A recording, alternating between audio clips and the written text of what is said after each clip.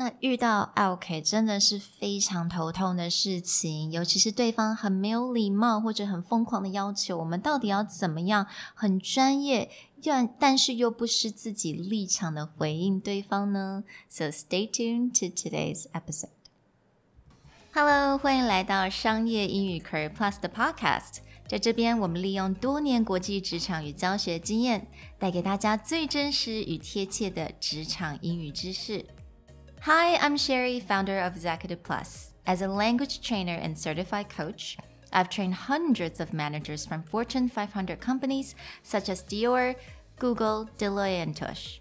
Hello, I'm Nick, Director of Communication Strategy at Presentality. I've helped startups raise millions of US dollars in funding and trained the executives of publicly listed companies to present on the global stage.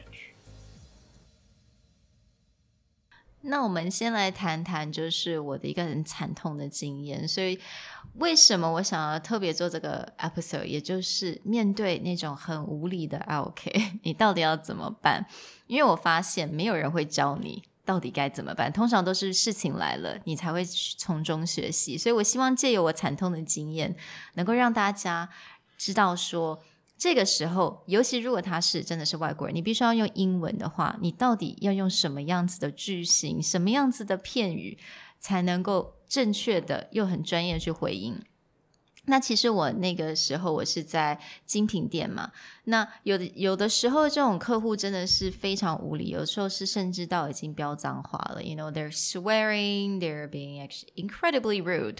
But basically, I had no idea that there is really nothing I could do at that point. I had no idea. So you know what I did? I went into the stockroom and I cried for like an hour. So that was my solution at the time. But I would not advise that to anyone. So 我千万不建议大家跑进去哭1个小时再出来。但是后来呢，就有一个非常好心的，他是专门做 customer service。他就跟我讲说，其实面对这种状况，你是有一些回应的方式。So today I want to share with you guys, there is 2 types of customers. You know, there's the one that is, you know, they're quite demanding. There are a lot of customers that are quite demanding, and but you still want to hold on to that connection. And there is another type of customer where they're just incredibly rude. You don't even need them to be in your store or be your client, and, you know, how you respond to that. Yeah. Yeah, I mean, in English, we have a phrase, the customer is always right. Except sometimes they're just not. Nope. Mm-mm. And you still want to keep your composure. You still want to be respectful because you want to be a better person, right? But you need this person to leave. And so how do you tactfully and politely, or no, it doesn't even have to be politely. It's like, how do you not end up going down on their level? Yeah. Because once you start arguing with them, they're going to argue back and it's just over, right? And once you start crying, it's all over. There's no way to come back to that. So I mean, we're going to start with, you know, the demanding customers. They're still somewhat, you know, someone that you do kind of want to hold on to, you want to work with in your future. So there is just one very simple sentence that I think it's a really quite suitable way to kind of respond. So you can say, I hear you, but I'm sure there is a way we can help you. You are being very patient with us. Yeah, and that actually seems a little weird, right? Patient with us. Yeah. Absolutely. But I think by saying that, you can definitely encourage them to be more patient.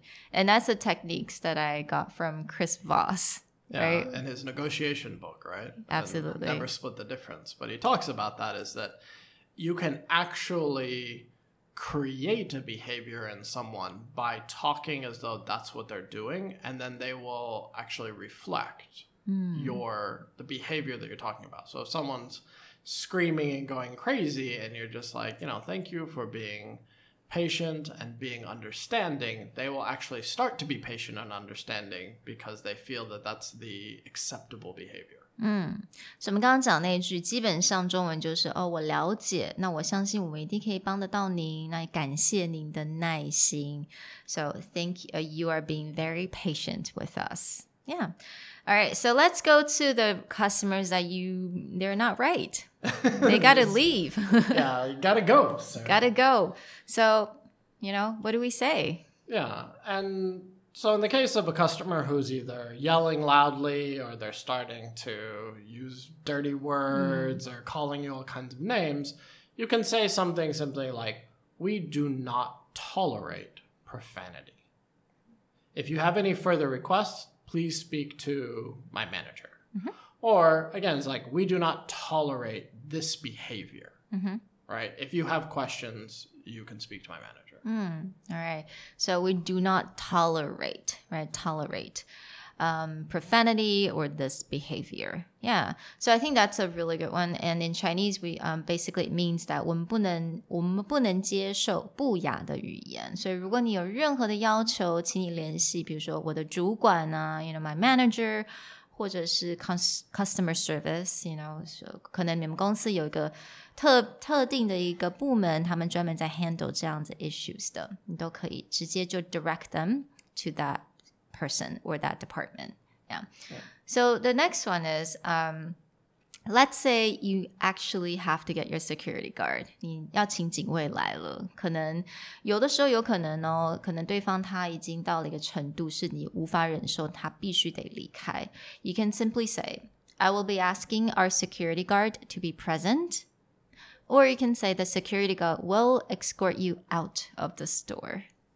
Right. Like when you're asking for third-party help, I mean, this is going to always be true. It's the security will escort you out of the store, or I will request my coworker to escort you, especially for women. You oftentimes want someone who if you feel threatened around them, then asking a different coworker or a manager and just be like, I will have someone escort you out of the store. Yeah. So now, let's say that someone is being very loud, they're yelling and they're screaming. What do we do? If someone is yelling and screaming, this is very similar to the do not tolerate. It's just make a request. And your goal is to show them they've kind of crossed a line. It's not that you're unreasonable. You don't want to talk to them or you're not willing to work with them. But it's like when they're screaming at you or they're using profanity, they've gone too far. So using a phrase like, please lower your voice. And we would like to work out a solution for you as soon as possible. Make that request. Please lower your voice. Please be calm and we'll do something for you.